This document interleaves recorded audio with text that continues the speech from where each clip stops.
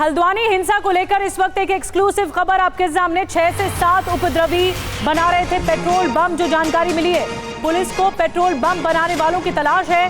Bike से petrol निकालकर बनाए गए थे बम और पेट्रोल बम बनाकर दंगाइयों को दिए जा रहे थे। पेट्रोल बम से बड़े पैमाने पर आगजनी की गई और इसी से ही हिंसा फैलाई गई।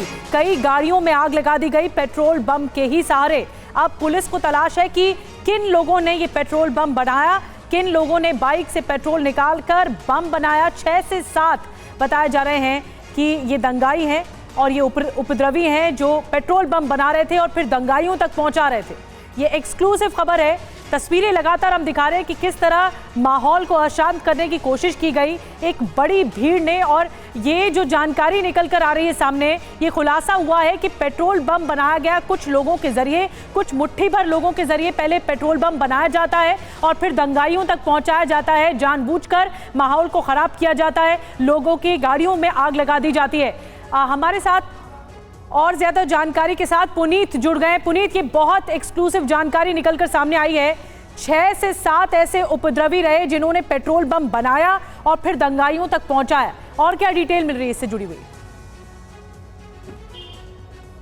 देखिए, गुरुवार को हल्द्वानी के बनभूलपुरा इलाके में जो हिंसा हुई थी वो अचानक भड़की हुई नहीं बल्कि सोची समझी साजिश थी, ये प्रशासन का कहना। और जब तफ्तीश में जुटी पुलिस सुराग का एक एक सिरा पकड़कर आगे बढ़ रही है तो पुलिस के सामने ये करीब आधा दर्जन लड़कों के चेहरे आ रहे हैं जिन पर शक है कि इन्हीं आधा दर्जन लड़कों ने पेट्रोल बम बनाए थे और इन पेट्रोल बम को बना बनाकर उपद्रवियों तक पहुंचाए थे। यहां तक कि जब बनभूलपुरा तक उपद्रवी पहुंच गए थे थाने तक, तो वहां थाने के बाहर खड़ी हुई जो बाइक्स थी उनके पाइप को काट करके भी बाइक को आग के हवाले किया गया था। पेट्रोल बम बना बनाकर उपद्रवियों को देना और फिर उन पेट्रोल बमों को पुलिस के ऊपर फेंकना, प्रशासन और नगर निगम के कर्मचारियों के ऊपर फेंकने के तमाम वीडियोस भी सामने आए हैं। पुलिस इन्वेस्टिगेशन कर रही है कि आखिर ये करीब 6 से 7 लड़के कौन हैं, किस तरीके से इन लोगों ने पेट्रोल बम बनाया, क्या पेट्रोल बम बनाना इन्होंने पहले से सीखा था और ये साजिश का हिस्सा था, और क्या उपद्रवियों को पहले से पता था कि इन लड़कों से ही उन्हें पेट्रोल बम मिलेंगे, तो उनसे पेट्रोल बम लेने के बाद उन्होंने इन पेट्रोल बमों का इस्तेमाल आग लगाने और हिंसा में किया था। अभी तक पुलिस उन 6 से 7 लड़कों के नाम और चेहरे तलाशने की कोशिश करे, उनको पकड़ने की लगातार कोशिश करे। यानी साफ है पुनीत की मामला काफी गंभीर होता हुआ नजर आ रहा है। ये कहा जाए क्या पुनीत कि जो कुछ 8 तारीख को हुआ, नगर निगम की तरफ से अवैध निर्माण ढाया गया, वो सिर्फ एक बहाना था इन उपद्रवियों के लिए और प्लानिंग सुनियोजित तरीके से पहले की गई थी?